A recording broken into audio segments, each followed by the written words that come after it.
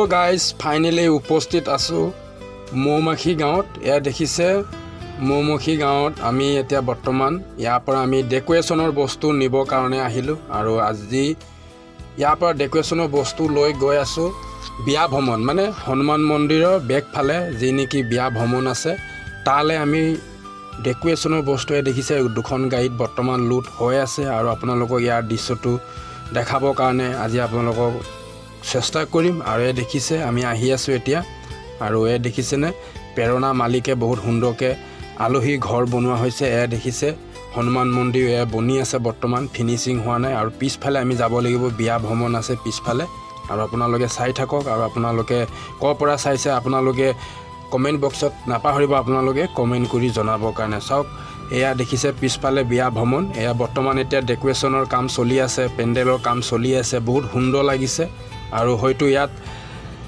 যিসকলে আহিব সেইসকলে বহুত আনন্দ পাব। ইয়াত বহুত সুন্দৰভাৱে ডেকোৰেশ্যন কৰিছে আৰু মানে এই বিয়াখন কাৰ আছে আপোনালোকে খবৰ শেষত আপোনালোকক পাৰিলে জনাই দিম আৰু আপোনালোকে চাই থাকিব যাতে এই ব্লগটো শেষলৈকে।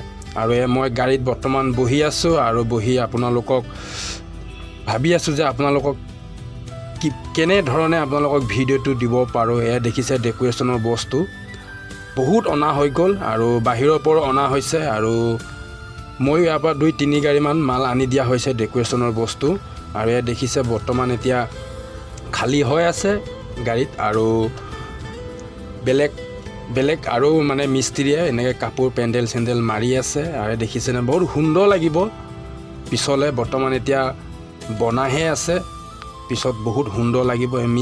আমি আকৌ এয়া আহি গ'লোঁ আহি পেলাই আমি আকৌ পাইছোঁহি। এয়া চাওক ইটো গাড়ী এটা বৰ্তমান লুট হৈ গ'ল আৰু ময়ো এতিয়া আৰু 1 ট্ৰিপ ইয়াৰ পৰা মাল নিব লাগিব মানে 2 ট্ৰিপমান হ'ব বুলি কৈছিলে আৰু এতিয়া 1 ট্ৰিপ মৰা হৈ গ'ল আৰু 1 ট্ৰিপ আছে। এয়া দেখিছে এয়া লুট হৈ গ'ল। এতিয়া আমি আকৌ যাম বিয়া ভ্ৰমণলৈ আৰু আপোনালোকক দেখাম।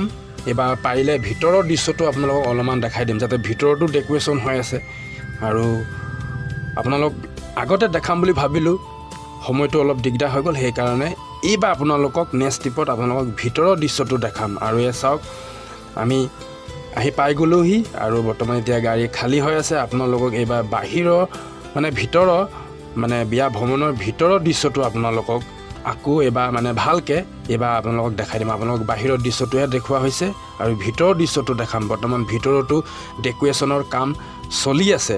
এয়া দেখিছে বৰ্তমান এতিয়া আন্ধাৰ হৈ আছে মানে লাইট দিয়া নাইচোন লাইট দিলে হয়তো বহুত সুন্দৰ লাগিব পোহৰ হৈ যাব আৰু ময়ো কেমেৰা মানে লাইটটো অন কৰা নাই।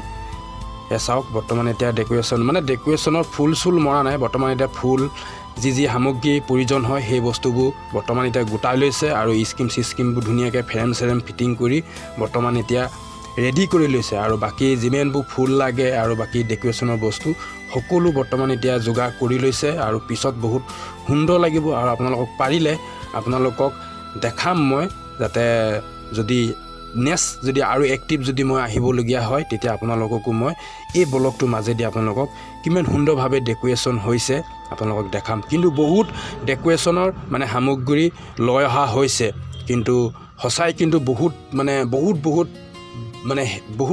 ভাল লাগিব ডেকোৰেশ্যনটো মোৰ মানে মনে কৈছে আৰু ভাল লাগিব। আৰু আপোনালোকক এয়া চাহ হ'ব শেষত আকৌ আহি গ'লোঁ ইয়াৰ পৰা গুদামলৈ কেইটামান বস্তু নি দিবলগীয়া হ'ল আৰু দেখিছে এয়া ভিতৰৰ আপোনালোকক ডেকোৰেশ্যনটো দেখাই দিলোঁ। এনেধৰণে বৰ্তমান ডেকোৰেশ্যন কৰা হৈছে আৰু আজিলৈ এই ভিডিঅ'টোৰ পৰা সামৰণি মাৰিছোঁ।